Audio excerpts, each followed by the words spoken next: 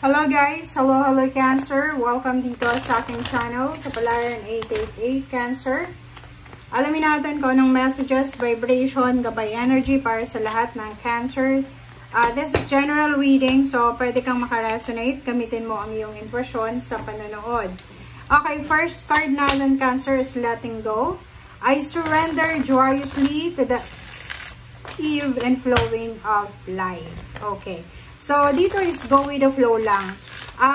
Yung barahan na yan ay nagsasabi na just let go, let God, let it flow, surrender. So, Cancer, this is timeless reading. Siguro, marami kang kinokontrol sa buhay mo or marami kang iniisip na gawin. Or kumbaga, masyado kang stress dahil sa maraming mga dapat kontrolin sa buhay mo. Sinasabi ng baraha sa'yo, let it go, let God, let it flow, surrender to the flow of life. Okay? Next card natin is purification rain. So, if you are experiencing sadness, umiiyak ka, or siguro mayroon kang pinagdadaanan na bagyo sa buhay mo, maulan, madilim, makulimlim, mahangin. Rain symbolizes purity, 'di ba? Like yung pagluha natin, nalilinis na yung mata natin, 'di ba? Pagluha, nalilinis din yung puso natin, 'di ba? Gumagaan yung pakiramdam. So dito sinasabi na kung meron kang mga pinagdadaanan sa buhay na nakakaiyak, iiyak mo lang 'yan, okay? And just let go, surrender to the flow of life, surrender to the universe. Okay.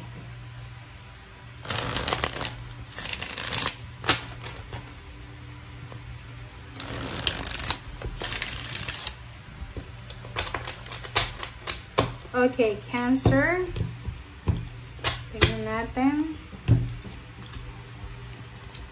Okay, first two cards mo is Knight of Wands and King of Cups.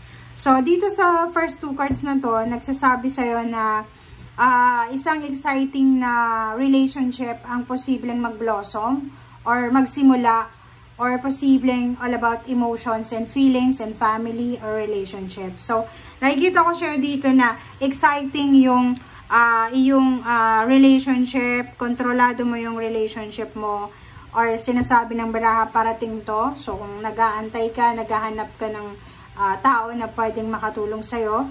So, andito na, di ba? So, maybe it's your soulmate, di ba? Twin flame, or kung sino man yan. Okay. So, dito naman, sinasabi ng baraha sa'yo na Cancer, yung iba sa inyo dito, medyo nagugulahan kayo. Pwedeng meron kayong confusion na nararamdaman if gusto nyong ipagpatuloy yung relationship or gusto nyo nang magkipaghiwalay. Trabaho ganun din na, pwedeng may trabaho ka tapos iniisip mo na, itutuloy ko pa ba yung trabaho or ilalet go ko na lang. Okay? So, nandun ka sa confusion. Dito din sinasabi ng baraha na if you're waiting, like for example, yun nga, if you are waiting for something, for someone, just let it go, just surrender. Wala tayong control kasi pag nasa waiting time tayo, nasa waiting game tayo, wala talaga tayong control. Ang magagawa natin, maghintay. Yun lang. Okay, next card is Chariot and Five of Wands. So, nakikita ko sa'yo dito, meron ditong Cancer na hindi siya masyadong mapakali.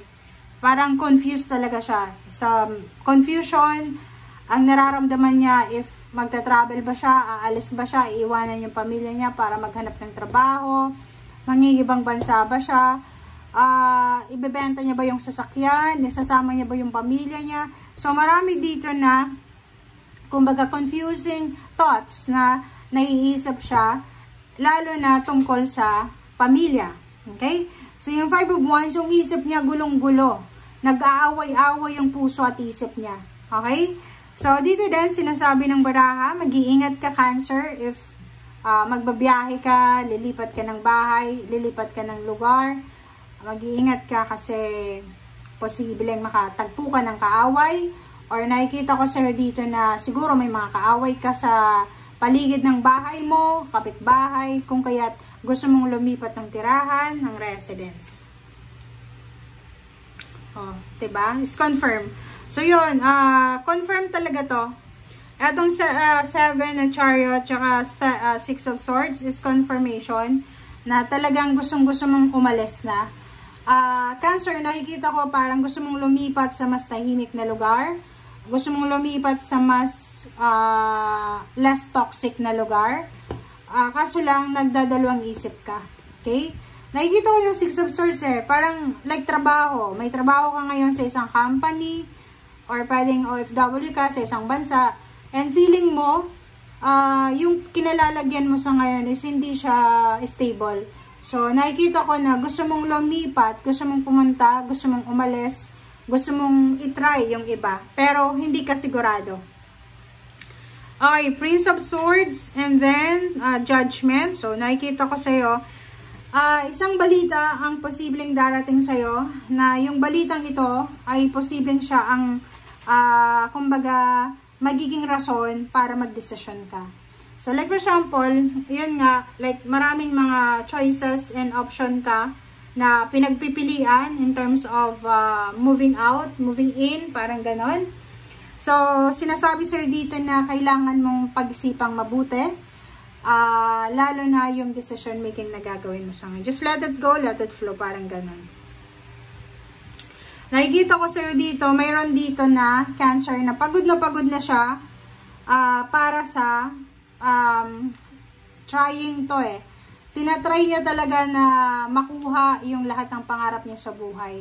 Pagod na siya sa pagpasa ng kanyang mga obligations, duties, responsibilities. Pwedeng parent siya, padre de pamilya, panganay, bunso, magulang, parang ganun. So, nakikita natin dito na pagod ka na para dito sa pangarap mo, para sa victory, success ng pamilya, pagod ka na. So, nakikita ko sa'yo dito na kinakailangan mong magpahinga kasi masyado kang overwhelmed. Sobrang toxic yung pakiramdam mo diba?